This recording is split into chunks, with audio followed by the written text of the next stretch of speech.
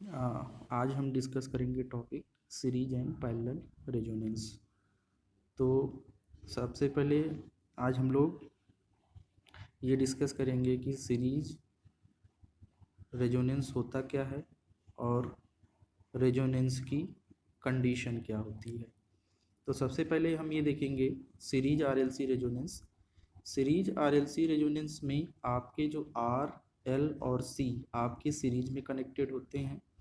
जब हम इनको फिक्स सप्लाई देते हैं विद फिक्स्ड फ्रीक्वेंसी तो क्या होता है, सर्किट में करंट का फ्लो स्टार्ट हो जाता है।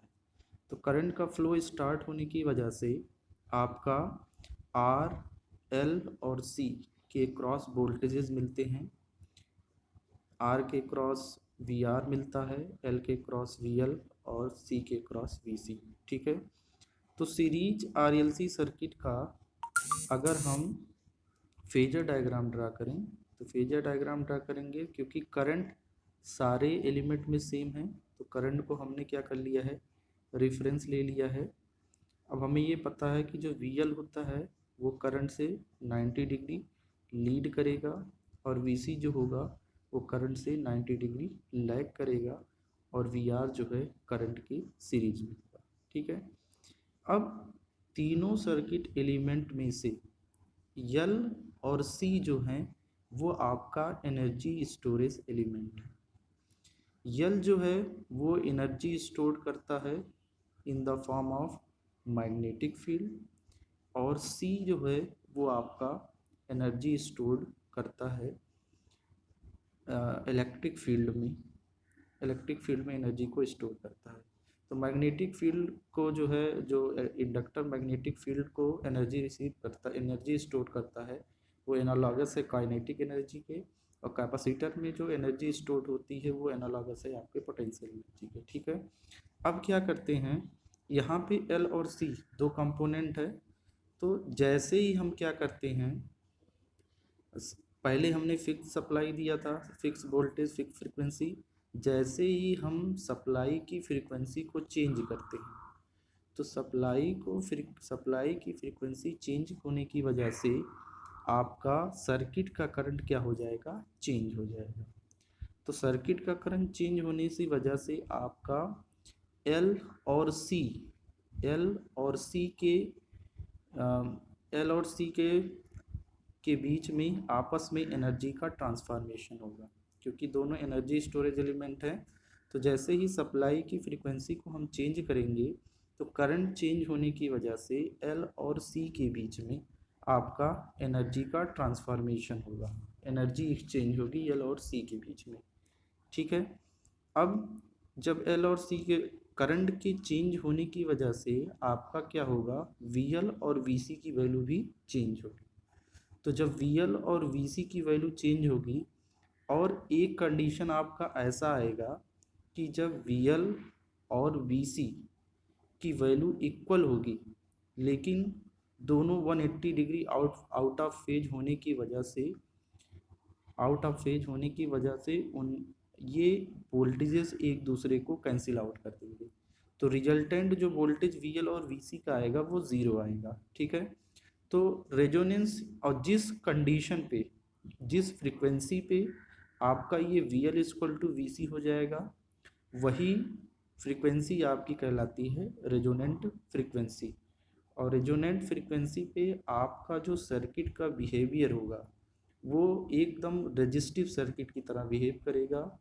सप्लाई वोल्टेज और सप्लाई करंट दोनों क्या हो जाएंगे, सेम फेज में आ जाएंगे। ठीक है।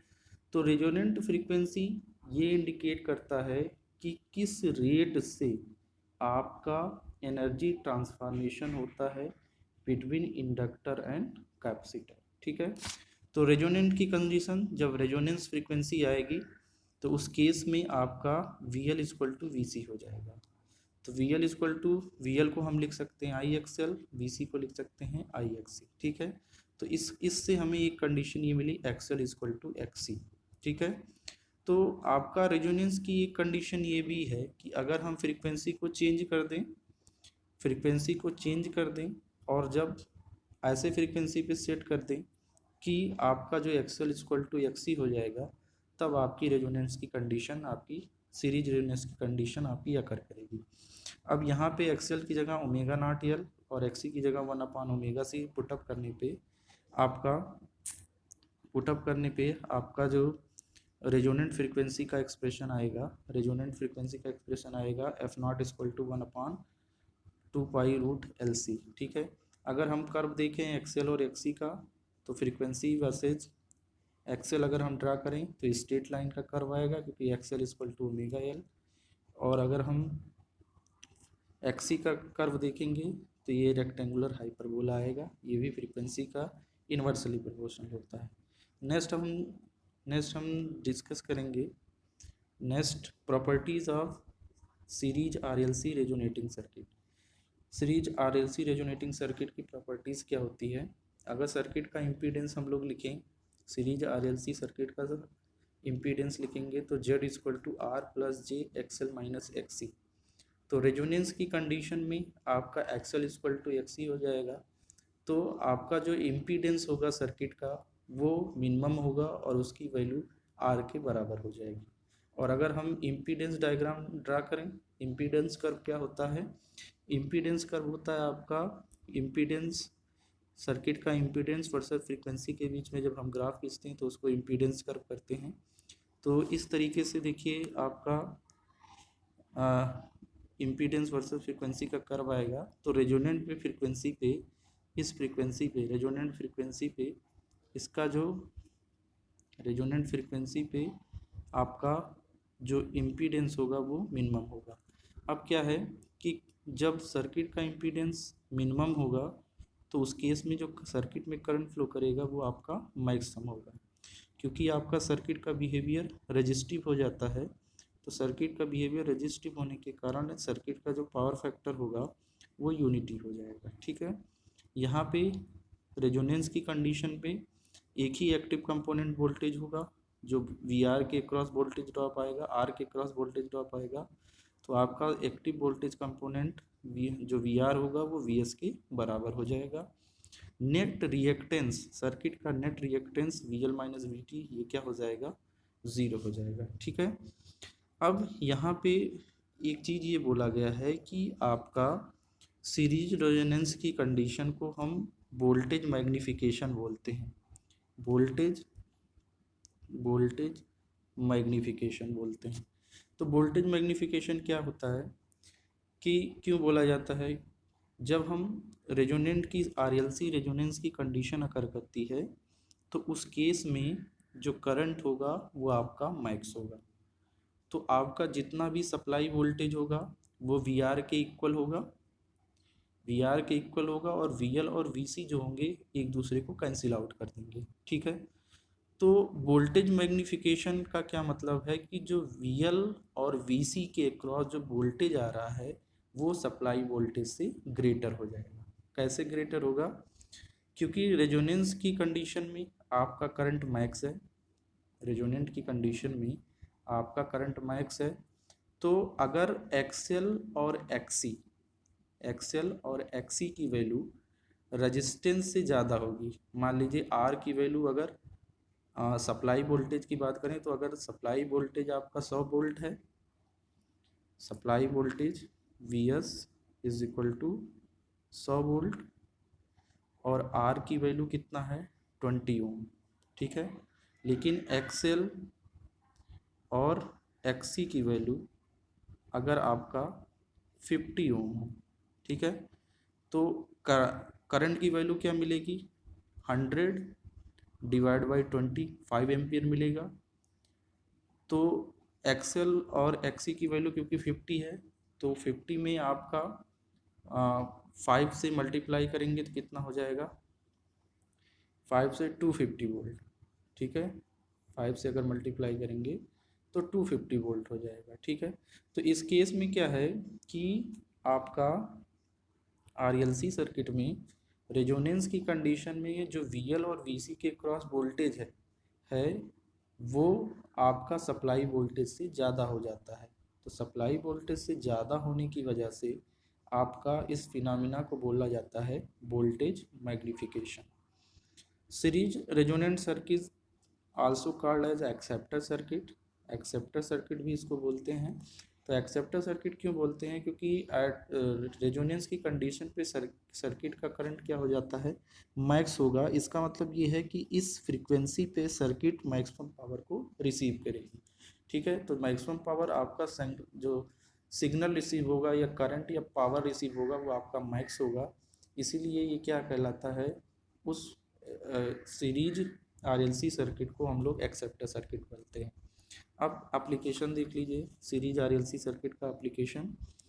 तो सीरीज आरएलसी रेजोनेंस का फिनोमेना आपका ऑसिलेटर में यूज होता है। ऑसिलेटर क्या होता है, सिग्नल्स जब वो जनरेट करता है, sinusoidal signal, triangular signal, square signal, तो ये ऑसिलेटर में यूज होता है। बैंड पास फिल्टर की तरह यूज करेंगे, एक पर्टिकुलर बैंड को ये पास करेगा और रेस्ट बैंड की फ्रीक्वेंसी को ये रिजेक्ट करेगा। ट्यूनिंग सर्किट में इसका यूज किया जाता है एफएम रेडियो। ट्यूनिंग सर्किट में हम क्या करते हैं, एफएम की फ्रीक्वेंसी से अपनी रेडियो की फ्रीक्वेंसी को ट्यून्ड कराते हैं। तो वो जब ट्यूनिंग का मतलब होता है जब रेजोनेंस फ्रीक्वेंसी उस पर मैच कर जाएगी उस पर्टिकुलर फ्रीक्वेंसी पे, तो एफएम पे आपका क्या होगा, सॉन्ग बजना स्टार्ट कर देगा। इंडक्शन हीटिंग में आपका यूज होता है। अब हम टॉपिक डिस्कस करेंगे क्वालिटी फैक्टर।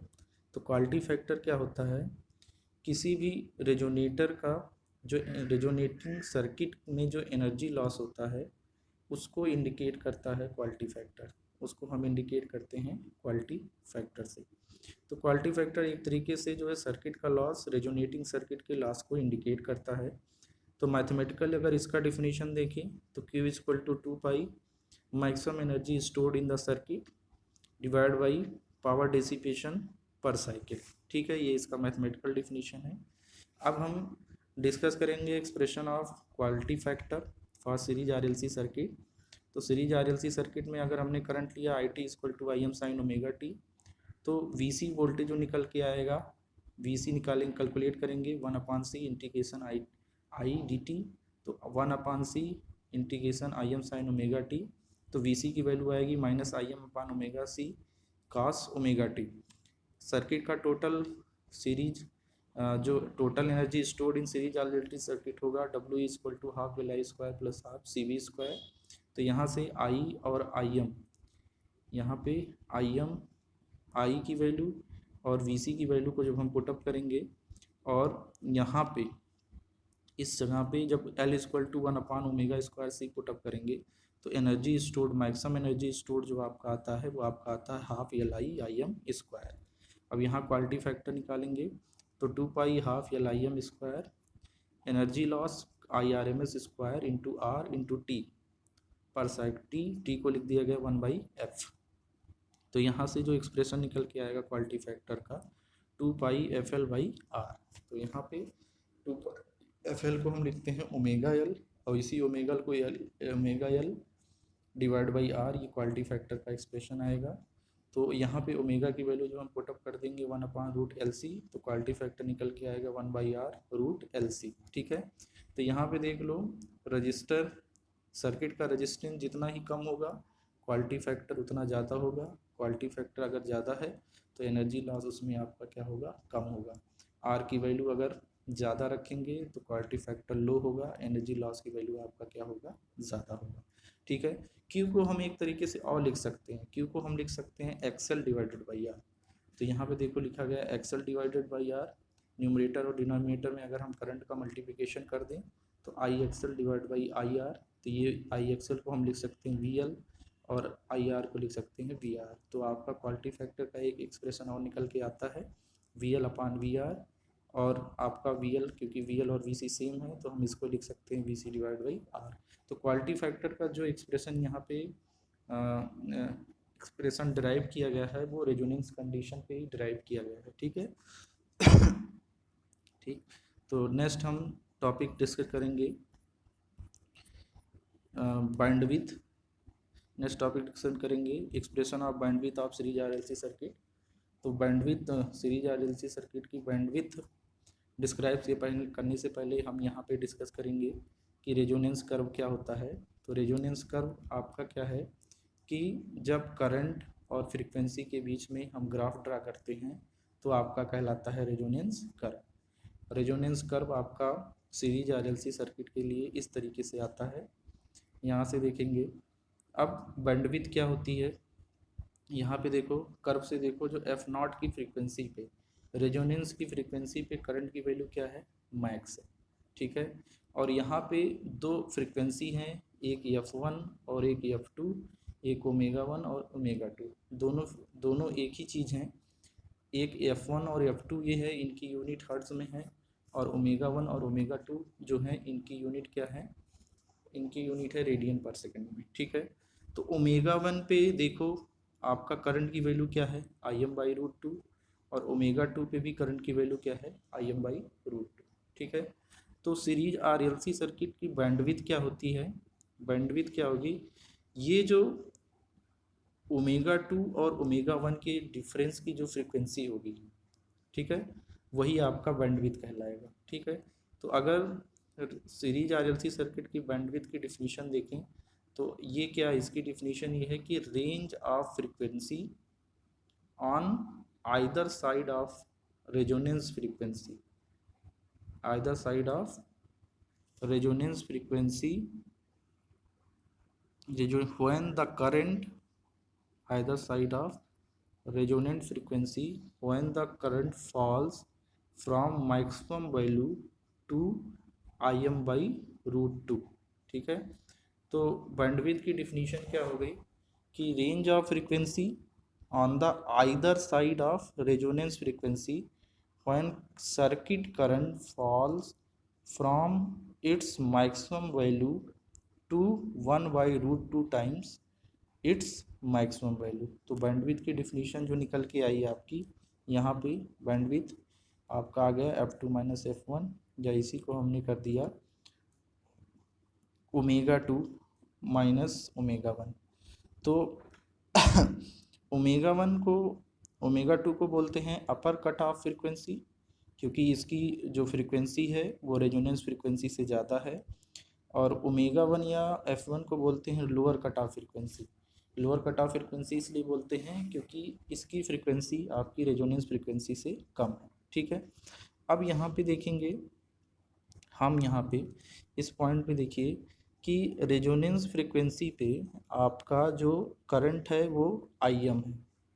तो करंट Ia है, तो रेजोनेंस की कंडीशन में जो रेजिस्टेंस होता है, इम्पीडेंस होगा, वो R के बराबर हो जाएगा, ठीक है।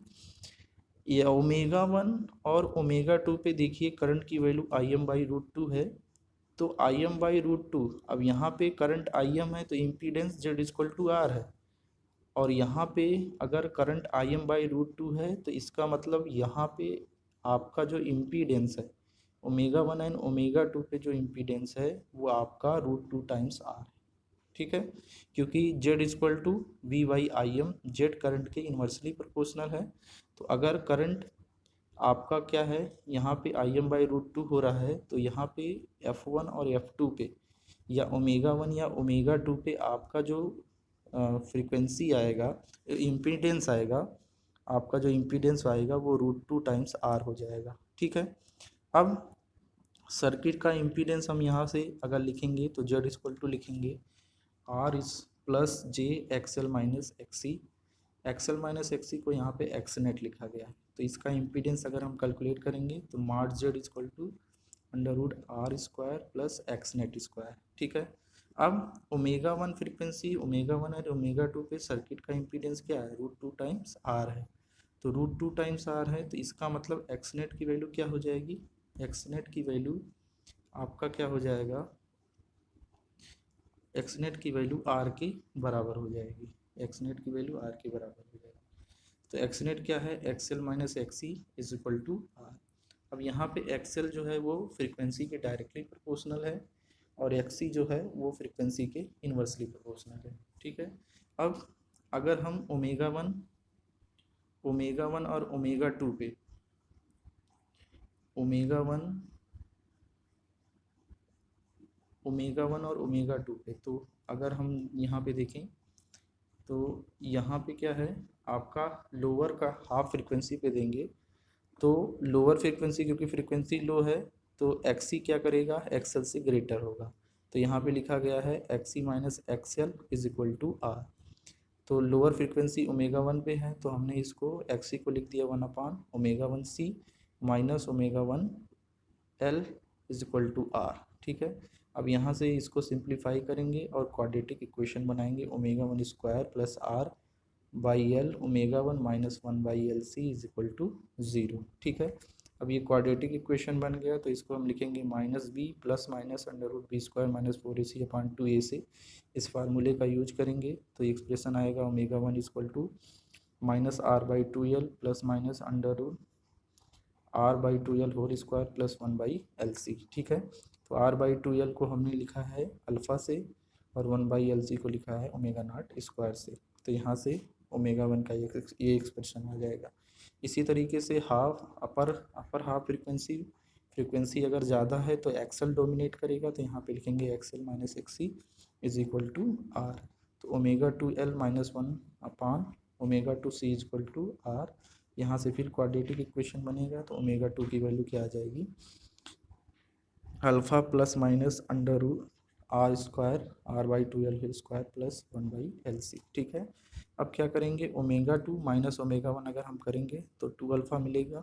अल्फ़ा की वैल्यू पुटअप करेंगे तो बैंडविड्थ निकल के आएगी सीरीज RLC सर्किट का R/L। ठीक है, लोअर कट ऑफ फ्रीक्वेंसी हम कैसे कैलकुलेट करेंगे, lower cut off frequency omega 1। अब यहाँ से देख लो कि आपका जो कर्व था, यहाँ पे जो कर्व है, ये जो कर्व है, ठीक है, तो यहाँ पे आपका जो कर्व आया था इस तरीके से है, ये है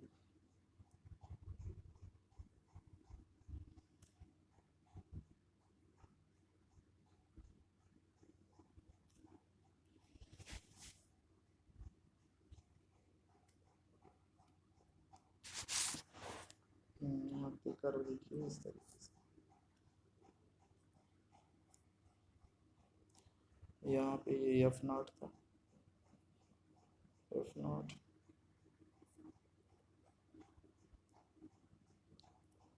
ये ओमेगा 1, ये ओमेगा 2, यहाँ पे ओमेगा 0।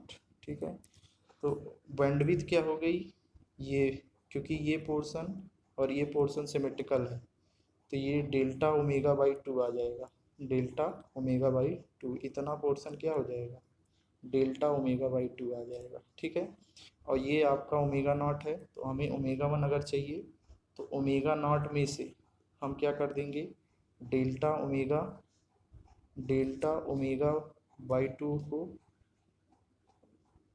सब्ट्रैक्ट कर देंगे, तो हमें lower cut off frequency omega 1 मिल जाएगा। इसी तरीके से ओमेगा 2 हमें ऑब्टेन करना है, तो क्या करेंगे, रेजोनेंट फ्रीक्वेंसी ओमेगा 0 में हम क्या कर देंगे, डेल्टा ओमेगा/2 क्या कर देंगे, ऐड कर देंगे, तब हमें क्या मिल जाएगा, अपर कट ऑफ फ्रीक्वेंसी। तो इस तरीके से हम अपर कट ऑफ और लोअर कट ऑफ फ्रीक्वेंसी का कैलकुलेशन कर सकते हैं। अब यहाँ पे ओमेगा 1 और ओमेगा 2 को हाफ पावर फ्रीक्वेंसीज भी बोला जाता है। हाफ पावर फ्रीक्वेंसी इसलिए बोला जाता है क्योंकि इस ओमेगा 1 और ओमेगा 2 पे जो सर्किट का वो पावर होता है, वो रेजोनेंस की कंडीशन में जो पावर होती है उसका जस्ट हाफ होता है।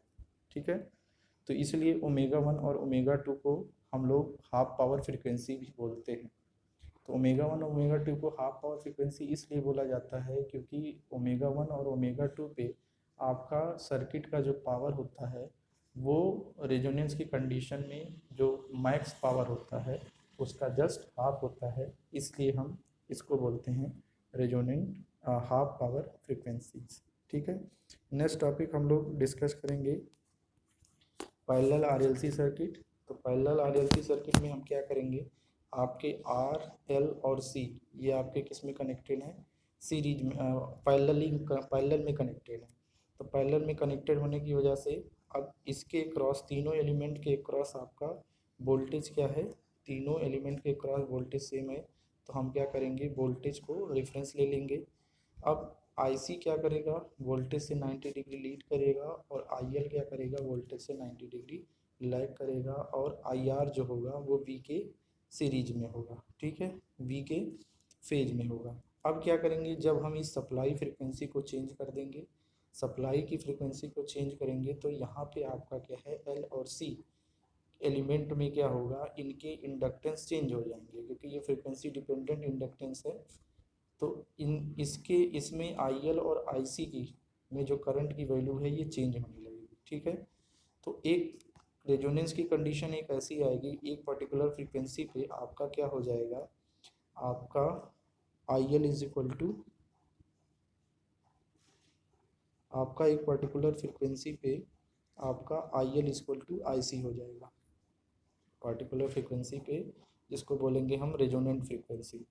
तो रेजोनेंट फ्रीक्वेंसी आपका पैरेलल रेजोनेंस कब अकर करेगा, जिस फ्रीक्वेंसी पे आपका IL is equal to IC हो जाए, ठीक है। इसका मतलब IL और IC दोनों का मैग्नीट्यूड सेम होगा, लेकिन वो क्या होंगे, 180 डिग्री आउट ऑफ फेज हो जाएंगे।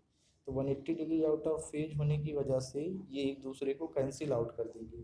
कैंसिल आउट जब कर देंगे तो सर्किट का बिहेवियर कैसा हो जाएगा, रेजिस्टिव हो जाएगा, सिर्फ R एलिमेंट वहाँ पे एक्टिव होगा, बाकी L और C आपके क्या होंगे, इनएक्टिव होंगे। तो पैरेलल रेजोनेंस की कंडीशन कब अगर करती है, अगर हम सप्लाई की फ्रीक्वेंसी को चेंज कर दें, सप्लाई फ्रीक्वेंसी चेंज होने की वजह से आपका करंट और IL और IC दोनों चेंज होते रहेंगे। तो जिस पर्टिकुलर फ्रीक्वेंसी पे आपका IL इक्वल टू IC हो जाएगा, वही आपका क्या हो जाएगा, पैरेलल रेजोनेंस की पैरेलल रेजोनेंस की अ, उसी फ्रीक्वेंसी को बोलेंगे हम लोग रेजोनेंट फ्रीक्वेंसी, ठीक है। अब यहाँ से V upon IL equal to IC, तो V upon XL equal to V upon XC, 1/XL equal to 1/XC। तो यहाँ से आपका BL equal to BC, BL को बोलते हैं इंडक्टिव ससेप्टेंस और BC को बोला जाता है कैपेसिटिव ससेप्टेंस, ठीक है। अब इस यहाँ से हम अगर रेजोनेंट फ्रीक्वेंसी कैलकुलेट करें, रेजोनेंस फ्रीक्वेंसी को कैलकुलेट करेंगे तो F0 इक्वल टू क्या आएगा, 1/2 पाई रूट LC, ठीक है। सर्किट का जो एडमिटेंस होगा वो Y इक्वल टू होगा G plus J BL minus BC, ठीक है। तो सीरीज RLC सर्किट के केस में रेजोनेंट फ्रीक्वेंसी पर वोल्टेज VL और VC इक्वल होते हैं और वो 180 डिग्री आउट ऑफ फेज होते हैं। उसी तरीके से आपका पैरेलल RLC सर्किट में जब रेजोनेंट फ्रीक्वेंसी अकर करती है तो उस केस में IL और IC इक्वल होते हैं और एक दूसरे के आउट ऑफ फेज होते हैं, ठीक है। तो दोनों के केस में चाहे वो सीरीज रेजोनेंस हो चाहे पैरेलल रेजोनेंस हो, रेजोनेंट फ्रीक्वेंसी पे सर्किट का बिहेवियर कैसा हो जाता है, रेजिस्टिव हो जाता है। और आपका जो सप्लाई वोल्टेज होता है और सप्लाई करंट होते हैं वो दोनों क्या हो जाते हैं, सेम फेज में आ जाते हैं।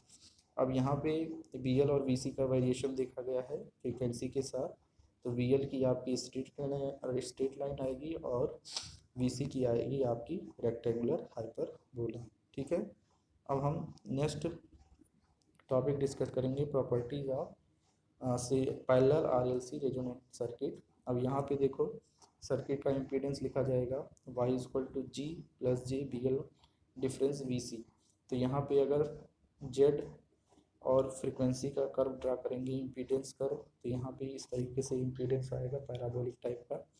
रेजोनेंस की कंडीशन पे आपका BL इक्वल टू BC हो जाता है। उस केस में सर्किट का जो एडमिटेंस होगा वो क्या होगा, कंडक्टेंस के बराबर होगा, मीन्स 1/R होगा। तो इस कंडीशन में आपका सर्किट का इम्पीडेंस एडमिटेंस क्या हो जाएगा, मिनिमम। जब सर्किट का एडमिटेंस मिनिमम होगा तब सर्किट का इम्पीडेंस क्या होगा, मैक्स होगा, ठीक है। तो आपका क्या है, दूसरा आपका पॉइंट इसमें यह है कि आपका जब सर्किट का इम्पीडेंस मैक्स होगा तो सर्किट में करंट की वैल्यू क्या होगी, मिनिमम होगी। जो सर्किट में एक्टिव करंट होगा वो IR के बराबर होगा, वो सप्लाई करंट के बराबर होगा, नेट ससेप्टेंस आपका क्या हो जाएगा, ज़ीरो। अब यहाँ पे एक चीज़ और है कि अगर XL और XC की वैल्यू R से कम है तो एक पॉसिबिलिटी आपकी ये बनेगी कि IL और IC की वैल्यू आपका क्या होगा, सप्लाई करंट से ज़्यादा हो जाएगा, ठीक है। तो पैरेलल रेजोनेंस की कंडीशन में आपका क्या होता है कि करंट IL और IC की वैल्यू टोटल करंट से क्या हो जाती है, ग्रेटर हो जाएगी। तो ग्रेटर होने की वजह से इसको बोलते हैं current magnification. Series RLC resonance circuit को में की फिनोमिना को कहा जाता है वोल्टेज मैग्नीफिकेशन, और यहाँ पे क्योंकि करंट मैग्नीफाइड हो रहा है, सप्लाई करंट से उसकी वैल्यू ज़्यादा हो रही है, तो इसलिए इसको बोलते हैं वोल्टेज, आपका बोला जाता है करंट मैग्नीफिकेशन। ठीक है। अब पैरेलल रेजोनेटिंग सर्किट को हम लोग बोलते हैं रिजेक्टर सर्किट। रिजेक्टर सर्किट क्यों बोलते हैं? क्योंकि इस रेजोनेंट फ्रीक्वेंसी पे ये सर्किट के इम्पीडेंस को मिनिमम कर, सर्किट के इम्पीडेंस को मैक्स करता है। तो सर्किट का इम्पीडेंस जब मैक्स हो जाएगा तो आपका करंट क्या होगा, उस पर्टिकुलर फ्रीक्वेंसी पे मिनिमम हो जाएगी। तो इसका मतलब ये है उस पर्टिकुलर फ्रीक्वेंसी पे वो मैक्सिमम इम्पीडेंस ऑफर कर रहा है सिग्नल को, तो एक तरीके से वो सिग्नल को क्या कर रहा है, रिजेक्ट कर रहा है। ठीक है। इसीलिए सीरीज आरएलसी सर्किट को हम लोग इसीलिए हम पैरेलल आरएलसी सर्किट को बोलते हैं, पैरेलल आरएलसी रेजोनेटिंग सर्किट को हम लोग बोलते हैं रिजेक्टर सर्किट। ठीक है। इसी तरीके से अब हम टॉपिक डिस्कस करेंगे क्वालिटी फैक्टर। तो जिस तरीके से हमने वहाँ डिराइव किया था Q इक्वल टू VL/VR, तो यहाँ भी क्वालिटी फैक्टर क्या होगा, पैरेलल रेजोनेटिंग सर्किट का लॉस को इंडिकेट करता है कि पावर लॉस इसमें कितना है। तो क्वालिटी फैक्टर जब डिराइव करेंगे तो आएगा IL/IR, और IL/IR से यहाँ पे जो क्वालिटी फैक्टर निकल के आएगा वो आएगा R/ओमेगा एल। तो R/ओमेगा एल यहाँ पे इसका क्वालिटी फैक्टर आ गया। ठीक है। तो यहाँ पे देखो, क्योंकि पैरेलल आरएलसी सर्किट है तो आर की वैल्यू जितना ज़्यादा होगा आपका आई स्क्वायर लॉस उतना ही कम होगा। तो क्वालिटी फैक्टर वहाँ पे, क्वालिटी फैक्टर आपका क्या होगा, अगर ज़्यादा होगा, आर की वैल्यू ज़्यादा होगा तो करंट की वैल्यू क्या होगी, कम। ठीक है। तो यहाँ पे क्वालिटी फैक्टर आपका रेजिस्टेंस बढ़ाने पे क्वालिटी फैक्टर आपका क्या हो जाएगा, बढ़ जाएगा। ठीक है। तो लॉसेज आपकी क्या हो जाएगी, कम हो जाएगी। क्यों कम होगी? क्योंकि रेजिस्टेंस बढ़ने पे करंट की वैल्यू क्या हो जाएगी, कम, तो आई स्क्वायर आर लॉस भी आपका क्या हो जाएगा, कम। ठीक है। तो ओमेगा की जगह हम रखेंगे 1/√LC, तो क्यू की जो एक्सप्रेशन आएगा R√C/L, R√C/L सीरीज में जो क्वालिटी फैक्टर आ रहा है उसका जस्ट रेसिप्रोकल आएगा ये। ठीक है। अब यहाँ पे इसके बैंडविड्थ का एक्सप्रेशन देखेंगे, तो इस बैंडविड्थ क्या होती है, रेजोनेंस कर्व क्या होता है, करंट वर्सेस फ्रीक्वेंसी के बीच में जब हम लोग ग्राफ ड्रा करते हैं तब आपका क्या आएगा, उसको बोलते हैं रेजोनेंस कर्व। अब यहाँ पे रेजोनेंस कर्व क्या है, इस तरीके से आएगा। तो सीरीज आरएलसी के सर्किट के केस में जो रेजोनेंस कर्व आ रहा है उसका जस्ट मिरर इमेज यहाँ पे आएगा। ठीक है। अब यहाँ पे देखो ओमेगा नॉट पे रेजोनेंट फ्रीक्वेंसी पे सर्किट में करंट क्या है, मिनिमम है, और ओमेगा 1 और ओमेगा 2 पे आपका सर्किट का करंट क्या है, √2 टाइम्स I1।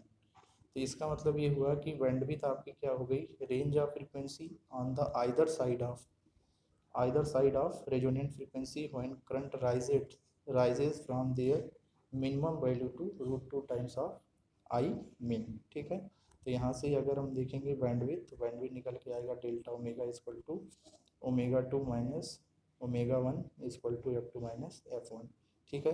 अब यहाँ पे देखो इस पॉइंट पे ओमेगा नॉट पे रेजोनेंट फ्रीक्वेंसी पे आपका क्या है, करंट की वैल्यू मिन है, और सर्किट का जो एडमिटेंस है वो 1/R।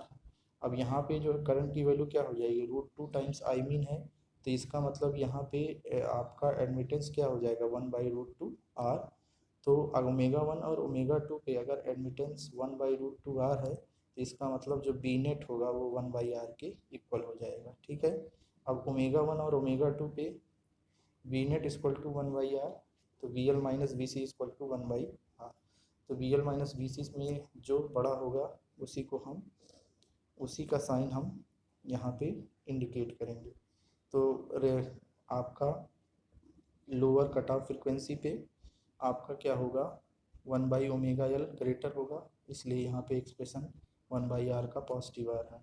तो यहाँ पे ओमेगा 1 एक्सएल और एक्सएल की वैल्यू पुटअप कर देंगे तो क्वाड्रेटिक इक्वेशन यहाँ पे बन जाएगा।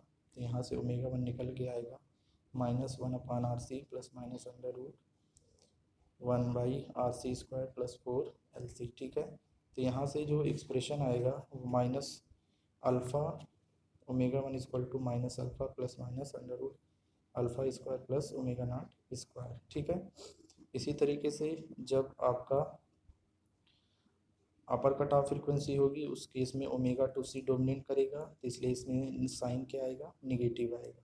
ठीक है, निगेटिव आने से क्वाड्रेटिक इक्वेशन बनेगा, ω2 की वैल्यू हम कैलकुलेट करेंगे। अब यहाँ पे क्या है कि अल्फ़ा को हमने लिया है, अल्फ़ा को यहाँ पे लिया गया है 1/2RC और ω0 है 1/LC। तो बैंडविड्थ जब कैलकुलेट करेंगे तो ω2 - ω1 = 2α। तो यहाँ से अल्फ़ा की वैल्यू पुटअप करेंगे RC 2RC, तो डेल्टा ओमेगा की जो फ्रीक्वेंसी आएगी रेजोन आपकी बैंडविड्थ आएगी 1/RC के इक्वल आएगा। ठीक है, तो lower cut off frequency calculate कर लेंगे हम ω1 = ω0 - डेल्टा ω/2 से, और जो upper cut off frequency calculate कर लेंगे ω2 = ω0 + डेल्टा ω/2 से। यहाँ से हम अपर कट ऑफ फ्रीक्वेंसी को कैलकुलेट कर लेंगे। ठीक है, तो सीरीज RLC के केस में जो बैंडविड्थ आती है वो आती है R/L, और आपका पैरेलल RLC रेजोनेटिंग सर्किट में जो बैंडविड्थ आती है वो आती है 1/RC। ठीक है, अब बैंडविड्थ हो गई, ये कुछ प्रॉब्लम्स हैं। ठीक है, तो ये सीरीज RLC सर्किट हम लोगों ने सीरीज और पैरेलल रेजोनेंस की सर्किट को हम लोगों ने डिस्कस कर लिया यहाँ पे। ठीक है, तो क्लास, थैंक यू।